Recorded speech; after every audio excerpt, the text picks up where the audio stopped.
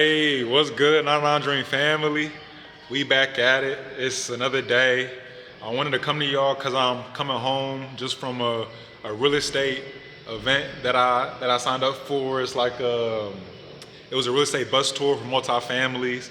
So the host took us to their 3 different apartment complexes that they've invested in, had previously renovated, put money in, and now are like stable investment pieces and looking to sell. So just wanted to tap in for that. You know, it's another day on the journey, and this time it's on real estate. So yeah.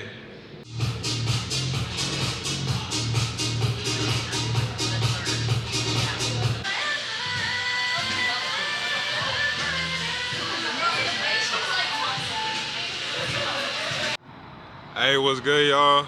It's another day.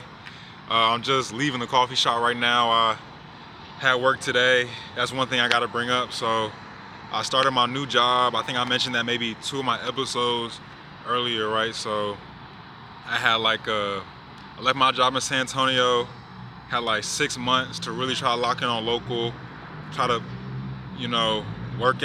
get as much done as I could.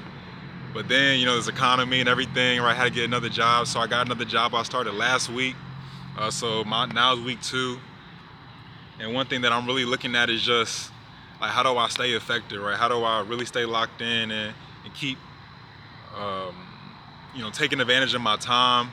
And part of that is structured moments, right? And I think that that's going to be the theme of this episode, right? How to have structured moments, because overall, like, when the schedule is crazy, right? So how do you find time for that? How do you make that work? So I say today, I went to work. I wanted to go to the gym right after work, but I ended up having to call my family about some real estate stuff, and then ended up having to go run a Toastmasters, right? And then from there, went to the coffee shop, try to get some work done. So now it's like about to be 10 p.m. I'm about to try to go home and try to get a little quick workout in, hit leg day. But just overall, right? How do I stay locked in? How do I stay consistent? And even though every day is gonna be great, like not every day is gonna be like this. I may have some days where I come home from work and I just, I don't got nothing for the day because I'm just gassed, and that's kind of part of it, right? So the days that you can be productive, try to fill that to the max, and then the days you can't, right, take that rest in all the way. So that's how I'm feeling, and yeah, just gotta clock in and record. And again, like, the big update is I'm back working again, so back on the 9 to 5 and trying to fit in local and everything else got going, when I'm not at work. So yeah.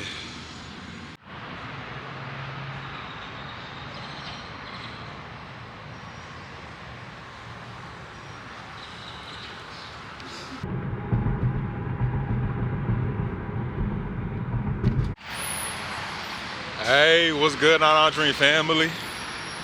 We back at it. It's another day. I'm about to hit the coffee shop right now. This little Middle Eastern spot.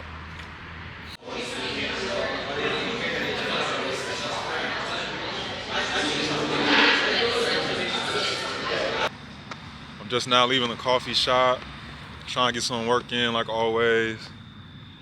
So I kind of do got a lot to recap. Today's Wednesday, May 27th, and it's my 4th week on the job. And I'm not gonna lie, like, since starting my job, I've definitely been frustrated because I feel like I haven't been able to, put as much time into building local as I was previously.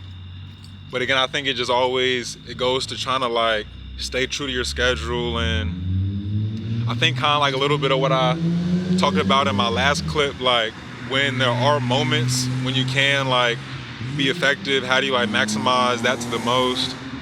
And if that's only like a day or 2 in the week when you can really like lock in, then you gotta utilize that, because the rest of the time, it may not be where you want it to be. So on the product side, right, on the app development, I finished probably about 2 weeks ago 1.5. I made it all the way to MVP 1.5, and honestly I feel like we're super close to at least doing legitimate like beta alpha testing. So definitely getting there on that front. So after I completed the 1.5, put up the test flight, and now I've been trying to like crack down on the website development and more of like the website, just to see how we can really try to on both fronts, the app side, but then also like the SEO discovery on the website side. Both things need to be, as polished as can be, at least for like an MVP level. So that's that. And then I did just want to speak on how this next phase, it is going to be super interesting, like this beta testing and launch phase. I'm definitely super apprehensive. I ain't gonna lie, a little bit nervous, just because when it comes to building a business, entrepreneurship, this is definitely the farthest, I've been so far. So, everything is new territory. At least before, early on in local, I'd been in like that ideation and build out portion of the business, right? So I had some familiarity there, but now once we get to launch, or even this beta testing and doing a lot of this outreach, that's something that's so new to me, and definitely something that I'm excited about, but like I said, apprehensive. But it's all part of the journey, and definitely gonna mess up things along the way. But just wanted to tap in for today. Like I said, today is Wednesday, May 27th. Yeah, let's get it.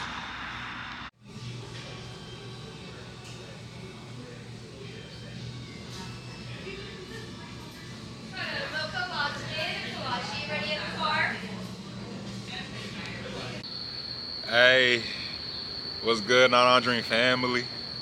We back at it. It's another day.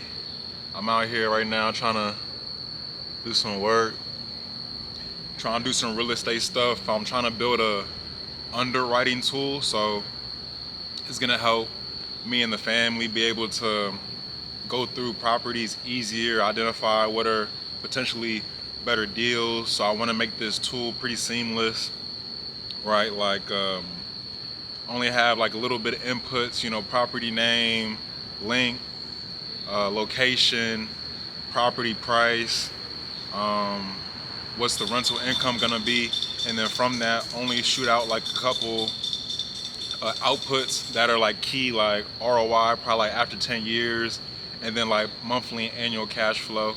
So just like those main items that that you can look at and we can assess to identify whether or not it's going to be a deal we want to dive further deeper in. Just like, all right, let's create a rough sketch of what this property could be. And then I've already previously made like a more in-depth rental calculator, so we're not relying on like online tools and things of that nature. So that's what I'm kind of working on the real estate side right now. I feel like so much about business that I'm seeing is like the tools you have accessible to you. So like for local, the tools I've been using is the software development, the AI, and then for real estate, it's gonna have to be the tools that I create myself, right? That's gonna allow us to navigate through these different properties. So that's super big. I also wanted to touch on what we've been doing. I think I mentioned that I've been touring different properties, and there was a deal that we had on the table here in Dallas. It was going to be super exciting. It would have been our first property as a family that we would have invested in, but some things just didn't add up. Ended up trying to go through the inspection period and found foundation issues, and I think that was a big learning lesson for me specifically, and then as a group as a whole, just because this was probably, it wasn't the first property that we got close to close on the deal on. So for us to continue to try to figure out what's our evaluation process, and for me being that representative here in Dallas to see these properties first, how can I be able to have a better eye to see like whether a deal is is gonna be good or not. Like I probably could have foreseen some of the foundation issues by looking at the cracks in the building, and the fact that I'm still learning that, is something I'm gonna try to, develop over time and everything. But everything's a learning lesson, and now it's just